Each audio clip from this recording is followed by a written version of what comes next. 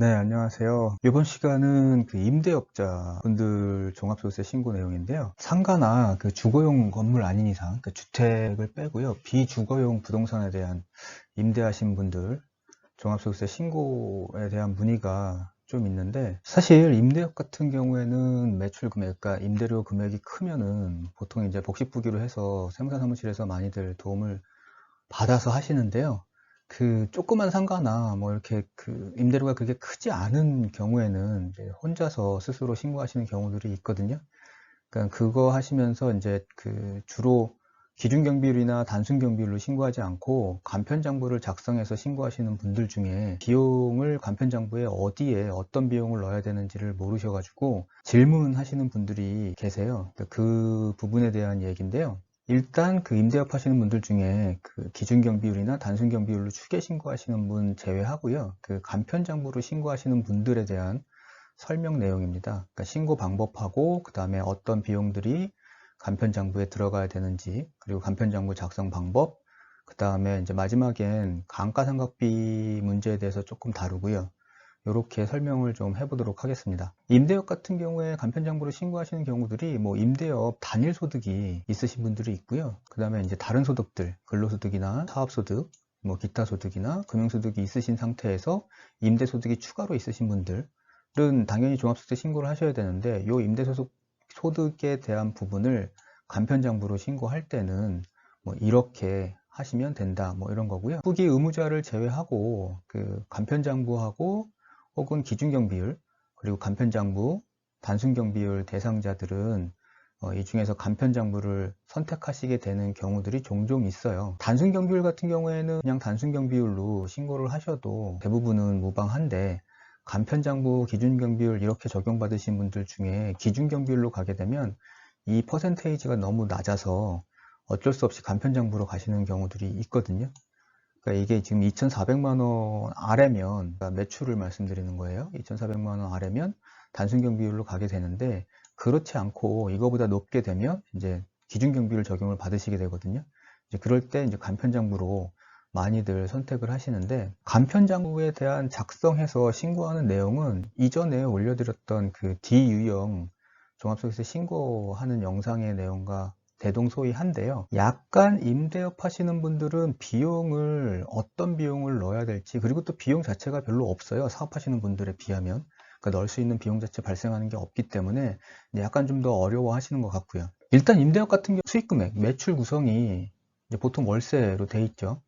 근데 이제 부가가치세 신고를 해보셨던 분은 아시겠지만, 이 매출 수익 금액은 월세만 갖고 되는 건 아니고요. 여기에 이제 보증금에 대한 간주 임대료, 요 부분도 들어가요. 근데 여하튼 간에 이 수익 금액의 금액은 신고도움 서비스를 보시면 거기에 이제 수익 금액이 나와 있거든요. 그러니까 그 부분을 참고하시면 되고요. 비용 같은 경우에는 뭐 간편장부의 서식을 보신 분들은 아시겠지만, 뭐 인건비 들어가고요. 뭐 제세공과금, 지급이자, 뭐 지급수수료, 그 다음에 뭐 기타 비용 뭐 이런 것들이 쭉 있는데, 일단 임대업에서는 인건비가 발생할 경우가 거의 없겠죠. 뭐 임대업을 하는데 직원을 두거나 뭐 큰 건물이나 이런 것들은 가능한데, 작은 이제 우리 같이 조그만 상가 이렇게 임대하시는 분들은 인건비 발생할 일이 거의 없어요. 그 다음에 이제 제세공과금 정도 발생하는데, 요거는 이제 재산세 납부하신 분이나 아니면 이제 종부세 등 요런 이제 세금적인 성격 뭐 이런 것들이 들어가고요. 여기에 뭐 전기세나 이런 것들은 관리비 성격이라 그거는 이제 임차인이 내게 되는 거고, 이 임대 대상 물건을 취득하셨을 때 담보대출을 일으켰었으면 그에 대한 이자 지급, 그러니까 이자 비용도 필요 경비에 들어갈 수 있고요. 그 다음에 뭐 지급 수수료는 임대차 계약할 때 중개사무실의 중개 수수료 정도? 뭐 그 정도일 거고요. 그 다음에는 이제 기타 비용에 관리비나 아니면 건물 수선비 뭐 이렇게 들어가는데, 뭐 수선비는 뭐 그렇다 치고요. 관리비 같은 경우에는 원래는 임차인이 부담하게 돼 있는데, 이게 이제 공실일 경우에는 임대인이 부담을 하게 돼 있거든요. 그러니까 그런 경우에 이제 관리비가 여기 들어가야 되는 거고요. 그 다음에 이제 원래대로라고 하게 되면 이 임대 물건 자체의 가장 큰 비용은 감가상각비가 대줘야 되는데, 이게 감가상각비를 임대업 종합소득세 신고할 때 넣느냐 말아야 되냐의 문제는 조금 생각을 좀 깊게 해봐야 되는 문제들이 있어요. 요거는 제가 마지막에 따로 설명을 드릴게요. 자, 임대업 신고하실 때 간편장부 작성 방법인데 저번 영상에서 한번 보여드렸던 양식들이거든요. 이렇게 간편장부를 만들어서 이 부분은 지금 이제 매출이죠. 여기 지금 프리랜서가 아니니까 매출 금액이 여기 들어갈 거고요. 그 다음에 이제 밑에 보시면은 탭에 뭐 요런 이제 사용계약서 받은 거, 계산서 받은 거, 현금 영수증, 신용카드 받은 거를 적격 증빙이라고 보통 하죠. 그러니까 여기까지 입력을 하시고 그 다음에 이제 기타 경비 정도 들어가야 되는데 여기에는 이제 홈택스나 이런 데서 불러오신 그 자료들 입력을 하시면 되고요. 그리고 이제 기타 경비 같은 경우에는 뭐 신용카드나 계산서나 이런 거 받지 않은 비용들이겠죠. 그런 거 같은 경우에는 뭐 세금 같은 게 있었다면 이자들이 이제 매월 납부한 이자들이 쭉 있겠죠. 그러니까 그런 내용들을 기입하게 되고요. 비용을 다 기입을 하게 되면 그 전체 비용에 대한 집계가 나올 거고요. 그러니까 요 집계를 참고해 가지고 홈택스로 가셔서 이제 신고서 작성을 하면 되거든요. 자, 이제 다시 홈택스 화면으로 왔고요. 이제 부동산 임대업에 대한 종합소득세 신고 화면이에요. 이 앞쪽에 로그인 해가지고 여기 이제 신고 납부로 들어오셔가지고 그 다음에 이제 종합소득세 신고하시고 일반 신고, 그 다음에 정기 신고로 들어오시면 이런 화면인데 여기 앞에 지금 기본사항 입력이나 사업장 정보 이런 것들은 생략을 할게요. 그리고 바로 이제 사업소득 명세서 들어오셔가지고 총 수익 금액이나 필요경비 신고도움 서비스 보시고 입력을 하시면 되고 그 다음에 이제 임대업이니까 매출원가나 제조비용은 없을 거고요. 그 다음에 이제 비용 항목들인데 아까 그 간편장부 엑셀 서식에서 만들었던 집계 화면을 보고 거기서 이제 합계 금액을 여기다가 입력을 하시면 되거든요. 보시다시피 임대업 같은 경우에는 비용 항목 자체가 그렇게 많지 않아요. 그러니까 여기 보시면은 아까 입력했던 것들, 뭐 재산세나 이런 세금, 공과금, 그 다음에 이제 지급이자, 대출이자죠. 이거 들어갔고요.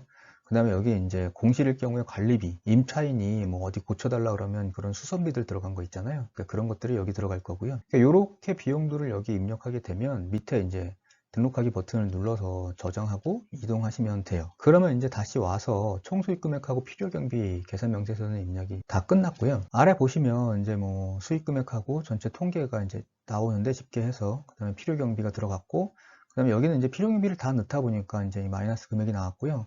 이 케이스는 지금 매출 금액을 안 넣은 거예요. 매출 금액을 안 넣다 보니까 지금 비용 때문에 이거 마이너스 뜬 건데 여하튼 간에 여기 지금 매출이 많고 그 다음에 비용 금액, 그러니까 필요 경비가 조금 들어갔으면 여기 소득 금액이 뜰 거고요. 그 소득 금액이 이제 여기서 저장하고 다음 이동하면 소득 금액에 대해서는 이제 확정이 되는 거고요. 그 다음에는 익히 아시다시피 여기 뭐 소득 공제나 그 다음에 뭐 기부금, 세액공제 항목들, 가산세, 뭐 기납부 세액은 아마 없으실 거고요. 이렇게 해가지고 세액 계산까지 진행하시면 돼요. 여기 진행하시는 부분은 누차 다른 영상에서 했던 것들하고 비슷하니까 그거대로 따라 하시면 되고요. 그 다음에는 이제 신고서 제출하시면 끝나는데 여기 위에 뭐가 있냐 하면 이월결손금이 있는데 요건 저 조금 이따 다시 말씀드릴게요. 이제 이렇게 하시면 그 신고는 간편장부로 인해서 신고는 끝나요. 물론 이제 지방소득세도 신고를 하셔야 되겠죠. 근데 이제 아까 처음에 말씀드렸던 감가상각비 문제, 이게 감가상각비 같은 경우 금액적으로는 분명 이제 다른 비용보다는 클 거거든요. 왜냐하면 이 감가상각비라는 게 임대 물건을 취득했을 때 그 취득가액을 매년 나눠가지고 비용으로 이제 인식하게 되어 있는데 건물 같은 거는 보통 40년 인식을 해요. 40년으로 나누면 그렇게 뭐 큰 금액은 아니겠지만 그래도 비용 항목이 별로 없는, 만약에 대출이 없으셨다 그러면 거의 없거든요. 임대업사업자가 필요경비에 넣을 수 있는 항목들이. 그러니까 그런 걸 생각해 보면 감가상각비가 크기는 큰데 이게 감가상각비를 넣으시려면 많은 것들을 좀 생각을 해 보셔야 돼요. 첫 번째 문제는 뭐냐면 감가상각비를 넣음으로 해서 관리가 필요하거든요. 그러니까 감가상각비는 그냥 단순히 40 나눠가지고 내가 임의대로 넣는 게 아니라 이거는 고정자산 감가상각비 명세서라는 걸 작성해가지고 거기서 매년 관리를 해줘야 돼요. 그래서 그 당해에 산출된 감가상각비를 그 당해에 넣어야 되고요. 그 다음에 이제 그걸 빼고 나머지, 그러니까 만약에 100만 원에 건물을 구입했다 그러면 올해 감가상각비가 10만 원이다. 그러면 이제 90만 원이 남고 그 90만 원을 가지고 이후에 감가상각비 산정을 또 해야 되잖아요. 그러면 그거에 대한 명세서 관리를 계속 해주셔야 되고요. 이게 생각보다 그렇게 쉽지는 않아요. 그러니까 해보면은 괜찮은데 안 해보면 굉장히 어렵게 느껴지거든요. 또 하나는 뭐냐 하면 상가가 됐던 주택이 됐던 일단 부동산을 사게 되면 나중에 양도도 생각을 하셔야 되거든요. 그러면 이제 양도소득세도 생각을 하셔야 되는데, 양도소득세를 계산할 때 우리가 보통 어떻게 하냐면 양도차익에다가 양도소득세 세율을 곱하게 돼요. 그래서 이제 세금을 산출해내죠. 근데 이 양도차익은 어떻게 구하냐? 양도가액, 그러니까 내가 지금 판 가격에서 내가 처음 산 가격을 빼고요. 그 다음에 그동안에 뭐 들어갔던 경비들, 뭐 부동산 수수료나 뭐 취등록세나 뭐 이런 경비들을 빼주게 되는데, 이게 이제 원칙적인 계산식이거든요. 근데 감가상각비를 종합소득세 신고할 때 장부에 반영을 한 경우에는 그 감가상각비 처리한 만큼을 취득가액에서 빼줘야 돼요. 그러니까 무슨 말이냐면 그만큼 취득가액이 줄어들겠다는 거죠. 그래서 양도가액에서 취득가액을 그냥 빼는 게 아니라 그 취득가액 중에서 그동안 감가상각비 산입을 한 금액을 빼주고 그 다음에 이제 기타 경비를 빼주게 돼 있어요. 그래서 감가상각비를 장부에 반영을 하게 되면 나중에 양도했을 때 양도차익이 커지겠죠, 당연히 그 금액만큼. 이렇게 되면 양도소득세가 당연히 올라갈 거고요. 그러니까 이 부분도 선택을 하셔야 되는데, 그래서 그러니까 웬만하면 임대사업자 같은 경우에는 이런 부분들을 생각해서 감가상각비 산입을 잘 안 하는 걸 권유를 많이들 해드리고요. 이제 그거는 뭐 판단의 문제고 선택의 문제인데 일단 대부분은 그렇게 처리를 합니다. 그 다음에 또 하나는 뭐냐면 앞에서 이제 결손금, 2월 결손금 작성하는 란이 있는데, 간단하게 말씀드리면 비용이 매출보다 더 컸을 때 그 결손난 마이너스 금액을 다음 기로 이월시키는 거예요. 그럼 다음 기에서 만약에 이익이 생겼을 때 공제를 받을 수 있거든요. 근데 이제 이 부분은 그 임대사업자 분들이 종합소득세 신고할 때 그렇게 많이 생기지는 않는 경우라 이 부분은 이제 다음 영상에서 별도로 설명을 드릴게요. 자, 이렇게 해가지고 그 임대사업 하시는 분들 간편장부로 종합소득세 신고를 홈택스에서 하는 방법을 좀 알아봤고요. 기타 그 비용에 항목 넣는 거나 뭐 이런 궁금한 게 있으시면 뭐 댓글이나 달아주시면 최대한 답변 드리도록 하겠습니다. 감사합니다.